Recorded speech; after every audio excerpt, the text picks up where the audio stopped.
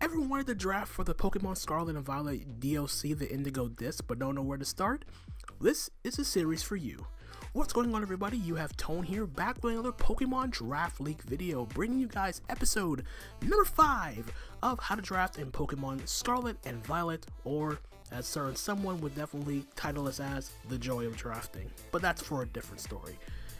If you guys miss our episode 4, there will be a link in the top right description, type right corner of the screen, so you can check out our previous episode where I did a core building around a team consisting of Latios, Enamorus, and Scizor.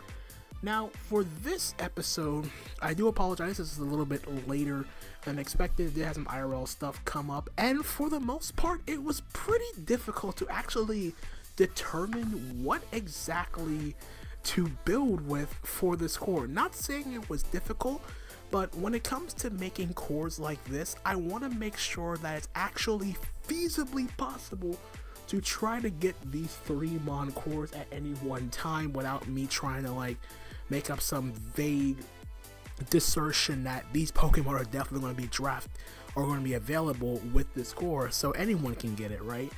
I will try to find some provide some variations to any potential differences in the cores that I'm doing from this point onward, just so I don't give you guys some false sense of security that these Pokemon will be available at a certain time, because like I said I believe I said prior, some people prefer Pokemon at earlier or later rounds, or don't want to draft them at all. And of course, I'm not trying to force feed you any information. I just want to make your drafting experience as best as possible for any future drafts you may look to do so in the near future. So with that being said though, the main thing I want to talk about before heading into this core, and this was more so a suggestion from one of my viewers from a few days prior. I believe this is Zwelius Zealot, I believe. So I apologize if I butchered the name, but thank you for a suggestion for this particular episode. And the topic suggested was type spam, which is something that I normally don't really get into when it comes to putting these teams together. The last thing that I look to do in terms of drafting particular mons is I try to dissimulate drafting or doubling up on typings unless I absolutely have to. But what if there is a circumstance that comes up where either A, you want to do type spam, or B, you get sniped of something and you're forced to get something that you don't want to that makes you double up on a specific typing. Now, in the grand scheme of things, it may seem bad on the surface to double up on typing, especially if you don't cover for that dual typing that you may have ended up drafting, but in hindsight, it can actually be a blessing in disguise. And the reason why I say that is, for the most part, type spam in draft, it's never a bad idea, especially if you're able to, when it comes to drafting Pokemon of the same typing, the main thing you want to go for when it comes to drafting specific typings that are the same is you want to have a game plan. And by that I mean, don't necessarily draft 2 of the same typing that more or less does the exact same thing. That may seem vague on the surface when I say something like that, but for the most part, when it comes to doing a type spam thing, normally the 2 Pokemon in general, aside from sharing the same typing, they're both more offensive in nature. And by that I mean, whatever you end up drafting with that typing, you want to make sure that one of the Pokemon can break for the other. So in hindsight, you have one Pokemon that can break, one Pokemon that can clean up and sweep in the late game. That's pretty much the premise you want to go for if you decide to do a type spam core of any kind. Now, instead of me just spouting nonsense or going through the trouble of actually giving an example for all 18 typings, which will take way too long, I have at the very least come up with, for the most part, 3 examples of type spam that would actually work in a draft league scenario. So just to quickly run down those 3 specific typings, so the first one we have here, bug spam. Now, Do keep in mind that bug spam in general is not something that is common per se, and with these two Pokemon in general, Volcarona and Heracross, they're not necessarily known for being bug Pokemon that spam their bug typing stab per se, but it's still bug spam in a nutshell because of how they function. Basically, Volcarona is a sweeper, Heracross is the breaker. The main concept with this type of core, Volcarona, a devastating setup sweeper with Quiver Dance, but it struggles to get past specific Pokemon. The main one that comes up would be something like Heatran. What is Heatran weak to? Fighting. What is Heracross? Part fighting. So having something like Heracross that can help out Volcarona deal with Heatran, offensively checking it, it can also offensively check other rock type Pokemon that can easily shrug off like a boosted Giga Drain or whatever. It eases the pressure for Volcarona to actually set up and win. And on top of that, like I said, Heracross being a Guts Breaker can be a Moxie Sweeper with Choice Scarf. And on top of that, it provides Volcarona with other utility, stuff like Knockoff, stuff like Spikes. So this sort of combination does work in Draft League format because of the synergistic value that they have from an offensive perspective. Of course, another option over Heracross would be something like Slitherwing. Granted, Slitherwing is a bit more expensive than Heracross, but the main concept still applies, and that they're two offensively inclined bug types that's also doubles as fighting types that can offensively pressure steel types, specifically Heatran and other rock type Pokemon. The only thing to really compensate is, of course, Slitherwing is a bit lesser valued for the most part. Like, Slitherwing can still function, but it basically just comes down to, I prefer Heracross not only for the fact that it's a bit faster, it's stronger, it has guts. It basically just comes down to the fact of Slitherwing, the only thing it really has going for it over Heracross is priority with first impression, U-turn for momentum, and recovery. So other than that though, the premise is still there, it just comes down to more of a personal preference in this case. So the next type of core here that I will talk about, Water Spam.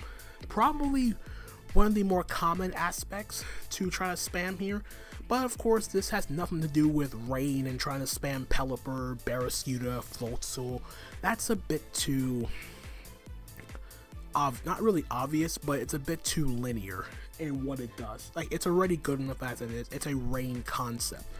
But outside of rain though, Pokemon like Manaphy and Quaquaval, this is a tandem water spam core. And it works really well because Manaphy is the breaker while Quaquaval can act as the sweeper. Manaphy can deal with defensive cores, overwhelm them with a combination of Tail Glow or Take Heart and act as a stall breaker, and deal with bulky water type Pokemon like Dondozo and all that stuff, has Ice Beam to deal with the Lotties, other dragon type Pokemon, and it makes it easier if they're weakened for Quaquaval to come in, Aqua Step, get their Moxie boost, and then it starts to snowball from there. So these two do work in tandem in breaking down each other's checks. Manaphy for more of the defensive aspect, Quaquaval for more of the offensive aspect. Doesn't necessarily have to be like a Aqua Step. It can also do Choice Scarf, provide momentum with U-turn, provide rapid spin support for Manaphy, although you can just run heavy duty boots, but the chances of you trying to run heavy duty boots all the time on Manaphy is kind of slim as it is, so you don't want to pressure yourself that much, but they do provide good offensive synergy together, like most water types would in this sort of situation. So Manaphy plus Quaquaval is also a good concept of water spam. The last core that I do want to bring up is normal spam with the combination of Ursaluna and Hisuian Zoroark. While these two in tandem may not seem like much, from a typing perspective, one breaks and one can sweep per se, and it also has the whole illusion thing going with Hisuian Zoroark, especially considering that it's a normal ghost type. So fighting type Pokemon do have to be wary of clicking close combat, especially if it's the Hisuian Zoroark disguised as Ursaluna. So the mind games on top of that do come up into effect. You do have to be careful though, especially if you're running like a Flame Orb Ursaluna and you come out and you bring out Hisuian Zoroark disguised Ursaluna and it's not burnt. Your opponent will know that, so do keep in mind when you try to play those mind games for the most part. But On a whole, normal spam does work. Teams generally, like on the most part, teams normally just have like the one like ghost type Pokemon to act as a normal immunity and all that stuff. So Ursaluna Blood Moon could also work in tandem with this core of Ursaluna. Like they both sort of fit the same thing, it just becomes more of a special, overwhelming sort of core for the most part. But teams when it comes to drafting usually don't really prepare that much for offensive normal types, and I mean not really the fact of not having a normal resist, but like normal resist in general. It just basically comes down to having either that one ghost type or a rock type, the steel type. Like they're there, but on the whole they can be easily worn down unless that Pokemon has recovery, or you built so well that you can force them to not bring a normal resist, and then this can just pop off in no time flat. So yeah, Ursaluna or Ursaluna Blood Moon plus Hisuian Zoroark does have that very nice combination going in that mindset. So type spam in general is a good concept for draft league, for a draft team to have. It just comes down to making sure that when you're doing your type spam combination, you have to have some sort of balancing aspect. You have to have something that one can break for the other and one can clean, or vice versa. One doesn't necessarily have to be in that role, as I mentioned before, like the Manaphy and the Quaquaval. That works out pretty well, and especially considering Manaphy struggles with speed, and it's one thing that can be taken advantage of. And then Volcarona and Heracross also works because Volcarona can boost his speed, become that sweeper, and then Heracross can be that breaker. So basically when it comes to type spam, you can do it. It's a very viable strategy, but just make sure when you have that type spam, you have that core, that type that you want to spam. Make sure that there's a game plan when it comes to having those Pokemon together. You don't want them to both essentially do the exact same thing and you're left with who's going to clean up, who's going to be the breaker. Have some sort of plan when it comes to that sort of drafting aspect. It's a little bit more complicated. It's not really all that complicated as long as you remember to have a plan in tow, especially if it works with your game plan, your overall drafting strategy. Then overall, type spam is a very, very valuable strategy as long as you're able to just make sure you have your breaking core, your sweeping mon, and working in tandem with the rest of your team to make it still function as a coherent, balanced unit. So, with that being said, now on to the drafting core for this episode. This one's a bit more of an iffier core, I say, but it's not really much of a synergistic standpoint for the most part on the surface, but it does work out in the long run. And the core for this episode would be the 3-mon core of Meowscarada, Garchomp, and Jirachi. So this was pretty difficult to put together. Like, I know at some point I was going to have to try to build with a sort of core in mind, but these three mons do work really, really well, because you have the aspect of these 3 Pokemon together have 2 Stealth Rockers, 2 Spikers, speed, knockoff control, and the potential with sweeping between the main sweeper or setup mon to work with, in this case, SD Scale Shot Loaded Dice Garchomp. So yeah, that is the core we're going to be working with for this particular draft. So with that being said, on to the rules and roles as promised. So nothing has really changed from the previous 4 episodes. I try to just have a basic concept of everything that you would basically need to have a well-rounded draft. So I already took off the whole balance and offensive core, since we're already working with sort of an offensive balanced core as it is. You still want to form a defensive core for a more balanced team. Terra won't play a factor in the final in making the team. As I always say, I try to use terrestrialization as an extension of the team itself, not as a means of covering for any types that I don't have, order of the Pokemon means not to draft it in that round. As I mentioned at the beginning of the video, some draft league players will defer Pokemon to be drafted later or earlier. It really doesn't matter. What I have them in the current round doesn't mean you take them in that round. If you value a Pokemon earlier, go for it. If you value it later, also go for it. But of course, alternate options will be included at the end of the round, at the end of the draft, as always. So you're not stuck. If you want to recreate this team, you're not stuck with any sort of offensive like flash in the pan. You don't have any alternatives. I will try to provide alternate Pokemon for every mon that's put on this draft. 2 strong priority options. We already have one with Sucker Punch. Ideally, it's not the best, but it is a priority option in general. This is basically just to dissuade losing automatically to opposing setup sweepers. 2 Stealth Rockers. We've already covered that with Garchomp and Jirachi. Spikes and Toxic Spikes. We've already cleared the Spikes aspect with the Meowscarada and the Garchomp, so no issues there. 2 speed tiers above base 110. This will also include base 110 as to not like dissuade other Pokemon like the Lotties and other base 110 Pokemon. 1 wall breaker. Essentially speaking, we don't really have one. Some Pokemon, depending on the matchup, can function as a breaker, like Choice Band Meowscarada could be a thing. Choice Band Garchomp if for some reason your opponent doesn't drop the ground resist, which I highly doubt should be a thing. But regardless, we will have at least 1 wall breaker on this draft for sure. 1 ground immunity, ideally for this particular core. We have Pokemon that can take ground attacks like Tank Chomp. Meowscarada is a ground resist, but not really a Pokemon that should be switching in to attacks per se. It doesn't have the best of defenses. 1 electric immunity, we have Garchomp, so there's nothing wrong with that. 1 bulky water, we will address that in the draft. There's nothing wrong. There's nothing more prominent than having a bulky water as one of the best typings offensively and defensively in draft league format. A grounded poison type, it's very imperative to have one just to ensure that your team does not get overwhelmed by opposing toxic spikes. 1 knockoff user, we have Meowscarada, but having more than one is never a bad thing to have because item removal is one of the more effective ways, especially on a team like this that already has 2 spikers. So having the means of knocking off heavy duty boots to make those hazard damage do work is always a beneficial factor to have.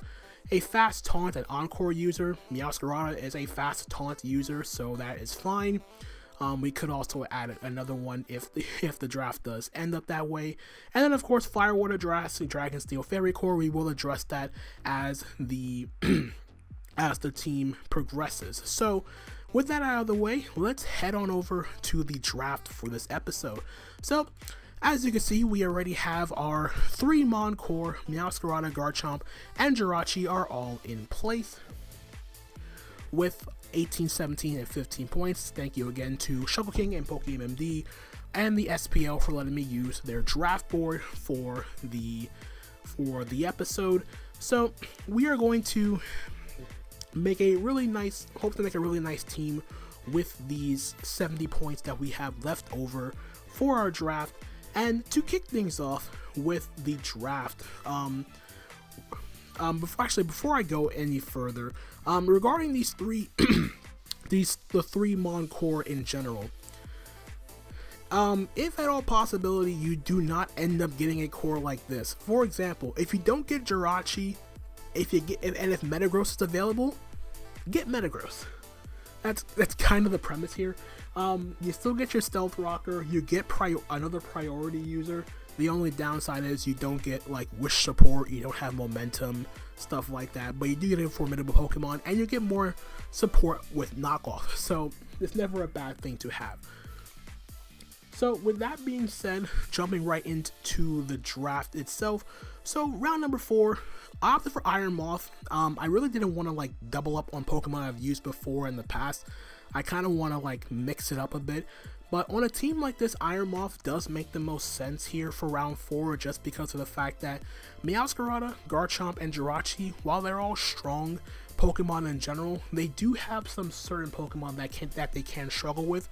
The main one being Pokemon like Corviknight, Corviknight, Skarmory, like other physically bulky steals that are not weak to Earthquake. So not even Earthworm. Earthworm is dealt with by like mixed Meowscarada, but Iron Moth does benefit from a team like this. You want to have some sort of sweeper that benefits from having 2 Stealth Rockers and 2 Spikers already with knockoff support. And of course, Iron Moth also revives the team with the Grounded Poison. It's a formidable special attacker. We didn't really have one on the draft as it is. So having a Pokemon like Iron Moth that benefits from Stealth Rocks, from Spikes, gives us the Grounded Poison type, gives us Toxic Spikes, and a setup sweeper in general with like Booster Energy, Speed, Fiery Dance, and then good coverage, Sludge Wave, Dazzling Gleam, Psychic. It's very, very good for a round 4 mon for sure, and it fits the team very, very nicely, and it has a good speed tier of base 110. Then moving on for round number 5, we do have Thundurus Therian on this draft, and again, this is more precedent to what I was talking about earlier with Pokemon like Corviknight and Skarmory can be a bit of an issue. Having a strong breaker like Thundurus Therian to deal with said Pokemon is also very beneficial. It's also nice that with Thundurus Therian being able to essentially break past bulky waters, and then water ground type Pokemon like Gastrodon, we have Meowscarada, you have the Spike support, you have knockoff support. So yeah, Thundurus Therian, good wall breaker, another knockoff user, momentum with U-turn, good breaker in general. We have an overall very fast-ish team. Like Jirachis are slow as Pokemon, but we'll work on the speed tiers as we go. But Thundurus Therian is a very nice wall breaker, so to speak. Alternates you can for Thundurus Therian, there's Thundurus Incarnate. On this draft board, both the Thundies are the exact same price. So basically it comes down to what you value more. Do you value the extra base 10 speed, or do you value the extra electric immunity? Here I went for the extra electric immunity because it's always nice to dissuade Volt Switch. Other options, there's Kilowattrel. I highly doubt Zapdos makes it to round number 5, but somehow by the power of God, Zapdos is still here round 5 and you want it, go ahead. Other Pokemon to take into account here, that's not electric flying. There's Electros, for a low budget electric type Pokemon that's a good slow pivot. There is Jolteon if you want that sort of Terramon right away. There's Raikou that gives you another fast-ish electric type Pokemon, 115 speed. And then for a more physical Pokemon, there's Iron Hands. Great Pokemon, electric fighting type, also deals with stuff like Corviknight, Skarmory, and provides momentum with Volt Switch. And lastly, there's also Pawmot, which pretty much does the exact same thing, base 105 speed, Iron Fist, shenanigans with like close combat, Ice Punch, Volt Switch, Mach Punch for priority. So yeah, definitely other mons to consider here. And then of course the alternative to Iron Moth would be Volcarona. The only difference between the two is you don't have the Grounded Poison, but it is 1 point cheaper on this draft board. So yeah, that is the Thundurus. Then we have our round 6 mon here, and this round 6 mon is based solely off of value for this pick. So round 6 we have Diancie, and I absolutely love trying to get value picks early as possible for the draft. So Diancie provides us with our fairy type, a rock type, so we have a normal resist, we have another stealth rocker, so that's 3, we have another spiker, that's 3, we have the potential with iron defense with shenanigans like the Diamond Storm and the body press that boost our defense, we have rock polish with weakness policy, we have trick room. So yeah, a lot of value in a mon like Diancie. One of my favorite fairy type Pokemon to use in draft league format. It's like in my top 5, but it's sort of outside my top 5. It's very, very tricky for me between Clefable, Hatterene, Clefable, Iron Valiant, and Primarina for the most part, and somewhat Azumarill. But yeah, Diancie is still a fantastic Pokemon and great value for 9 points for sure. So I definitely would try to prioritize picking up Diancie. If you don't get Diancie, if you're unfortunate to get so, and you still want some sort of value in your fairy type Pokemon, there is Florges. It's not really as versatile. It gives you another wish user. It gives you it still gives you Calm Mind and whatnot.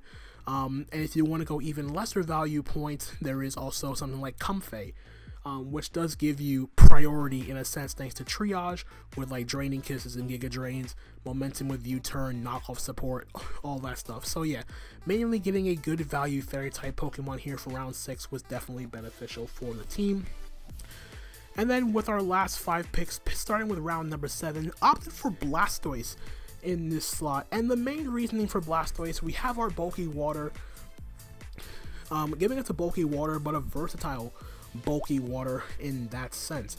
So the main good thing with Blastoise, with this draft league rules, you can't Terra it, so you can't spam like Shell Smash plus Terra nonsense. But the good thing is Blastoise can be both offensively and mainly be used defensively, provides you with flip turn for momentum, and more importantly, it provides a team with hazard control with rapid spin. So yeah, basically the idea, Blastoise is just having the ability to have a bulky water, a bulky pivot that can rapid spin away hazards. It's mainly here for removal. We don't want to defog. You don't want to drive defog on a team with triple spikes. So having the means of having a good rapid spin user is very, very imperative, and it just so happened that Blastoise fits the bill for having the bulky water that can also function offensively, and putting the fear of a potential Shell Smash Blastoise into your opponent's mind is never a bad thing to do. And on top of that, you can also be cheeky because it doesn't get Aqua Jet. So if you want to go that route, be my guest. But if you do not, an alternate route instead of getting Blastoise, and this more so pertains to if you do not get Iron Moth, you get Volcarona instead. The alternate for Blastoise here that would make up for not getting Iron Moth here would be to, if you want to shell out a few more points, but I think it's still fantastic value for the Pokemon itself, Tentacruel. If you don't get Blastoise, so yeah, you can do Iron Moth Blastoise, or you can do Volcarona plus Tentacruel. 2 works out fantastically. Tentacruel gives you your bulky water, grounded poison, toxic spikes, knockoff, flip turn. Like, that's basically 5 things. There's a 6th thing, but I'm blanking right now. Rapid spin, there we go. And you keep your spinner. So yeah, the main alternate for Blastoise here would definitely be Tentacruel. So yeah, if you don't get Iron Moth, Blastoise, and you get Volcarona, I would definitely try to get Tentacruel to keep the spinner, ground the poison, and all that stuff that I mentioned before. But yeah, Blastoise is still a fantastic pick because it can be used offensively and defensively, and to provide your team with momentum with flip turn. So that is the Blastoise. Then we have round 8. We have Mismagius again. Basically, we need, with all the hazards that we have, we don't want them to get rapid spin away so easily. So having the means of a ghost type is pretty nice to have for this team. Mismagius just so happens to fit the bill. Spin blocker, so normal immunity, fighting immunity, ground immunity with levitate because our ground resists are pretty lacking, and we ease the pressure a bit off of Blastoise and Thundurus to switch into those ground hits. And it's still a fantastic sweep with Nasty Plot, and it makes her a very good Terra Captain on top of that as well, since Mismagius is one of the Pokemon that you can Terrasilize through the SPL's draft board. So a very good value pick for Mismagius here, especially considering in conjunction with like other stuff like Nasty Plot with Memento and Destiny Mon, so it can definitely have its way of like helping out your other Pokemon. Stuff like Thundurus be like a Nasty Plot or Agility Sweeper. Iron Moth can help itself out with like Iron booster energy, speed, and all that stuff, make it easier for it to set up. Or even SD loaded dice Garchomp if you want to do that. So round number 9, more value coming up here, and this is one of my favorite mons, lower tier mons for this draft, Hariyama. So the main reasoning for Hariyama here is basically provide the team with a fighting type Pokemon, a status absorber with guts, but it's just fantastic in general just because of the fact that bulky fighting type Pokemon can shrug off a lot of hits, provides their team with a bit more priority with things like Fake Out and Bullet Punch. Good Terra user can do like belly drum shenanigans. But for the most part, it's just a fantastic mod in general, just for being able to shrug off hits, just being an annoyance with like Drain Punch, Knock Off, Close Combat, Heavy Slam. Like, it has a very good plethora of moves, and a very good Terra Captain on top of that. So having the option of Miss Magus and Hariyama as Terra options on a team like this, very, very nice to have. And like I said, the utility that Hariyama provides for the team, especially considering that it's tanky, it's hard hitting, it shrugs off hits for days. I love like bulky Pokemon like that can just provide you with so much value for a team, and Hariyama definitely fits the bill for sure. So 2 Pokemon left here, 7 points left, and we need specifically we need some good value for our last 2 picks. So for the first one, we're doubling up on typings here, but it's for a good reason. So round 10, we do have Grafaiai for 5, and most people don't really like Grafaiai. Like, it's not really doing much for most teams, but it works here. And mainly it's just because of the point differentiation.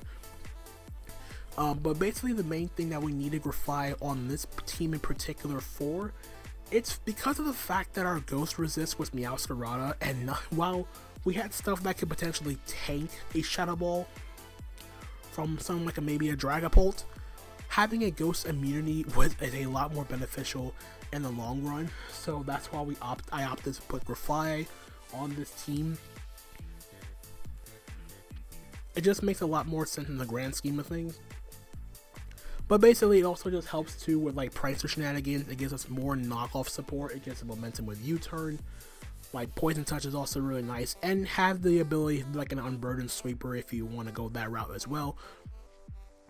But overall, it's solid value for 5 points. But the main reasoning, like I said, having a Ghost immunity is very, very imperative for a team like this that didn't really have a good Ghost switch in whatsoever. So I valued that over anything else. But still, for Grafaiai is a good solid mod to have for 5 points. And then with the last pick we have here, a little bit obscure, and most people also hate this Pokemon too, just because like it doesn't really provide anything for a team. But for 2 points, it's actually decent value on a team like this. So I opted round 11. We have Rapska. Now, no one really thinks about this Pokemon except for one of the 2 Pokemon that gets access to Revival Blessing that you can't use because the SPO has it banned. But in the grand scheme of things, Rapska isn't terrible. Like, obviously there are other Pokemon that are better fitted for teams, but Rapska in general, like, just looking at it, it's not bad per se. There are worse Pokemon than Rapska. Let's just throw that out there. But Rapska being Bug Psychic, but also having the ability to deal with most Steel type Pokemon in and of itself, because it gets access to Earth Power, it gets Recovery. Like, it has the ability to do something, whether it be like a Cosmic Power set with like Stored Power and Earth Power, Recover, or even Trick Room. Like, having the ability to have a Trick Room setter in conjunction with like Hariyama, or even another Trick Room setter to go along with Diancie, never a bad thing to have for the grand scheme of things.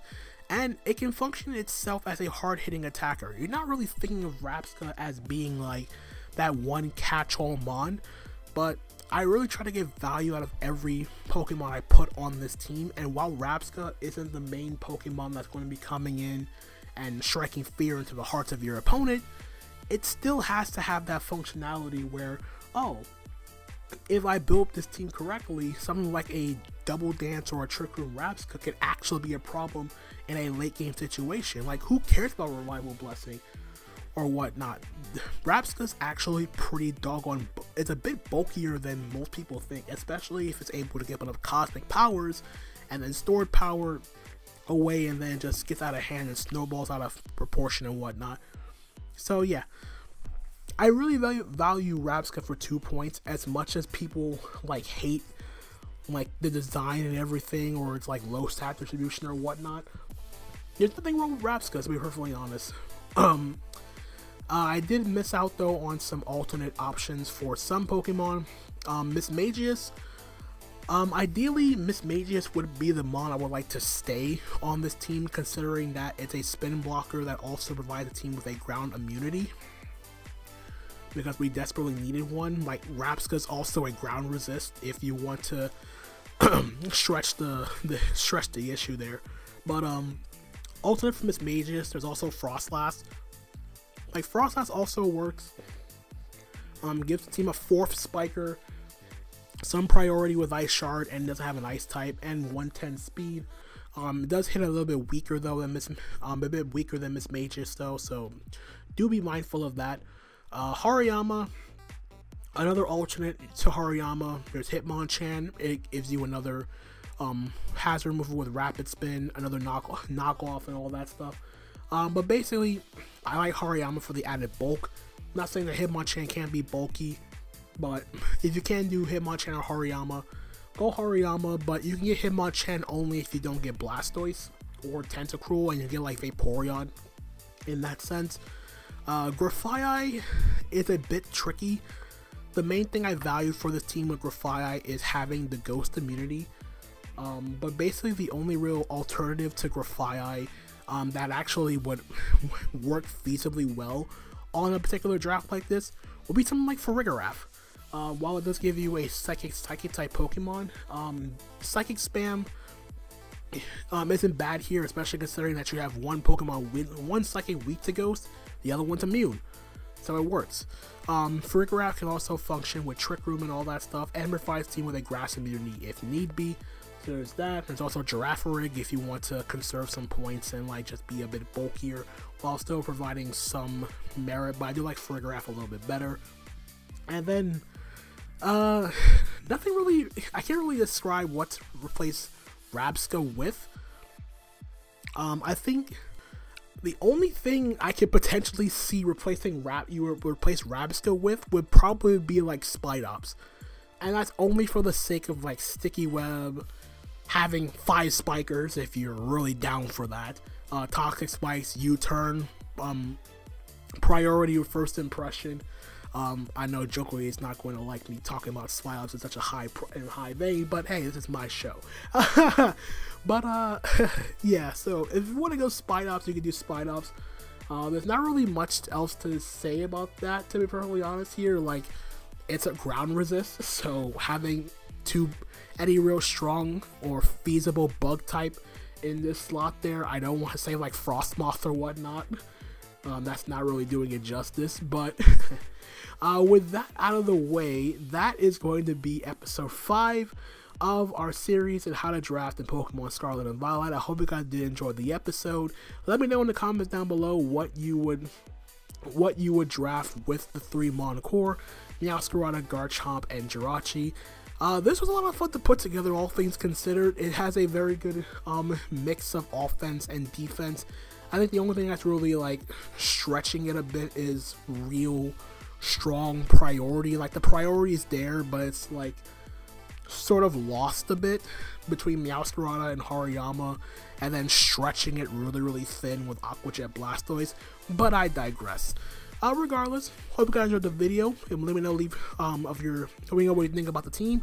Leave a like, comment, subscribe, all that good stuff. I really do appreciate everyone who goes through the trouble of watching this series. It's been a lot of fun to put together throughout these first 5 episodes, and I'm looking to keep it going as long as I possibly can. So yeah, thank you guys so much for watching. I hope you guys enjoyed the video, and until the next time, this is Tone, signing off for now. Peace out.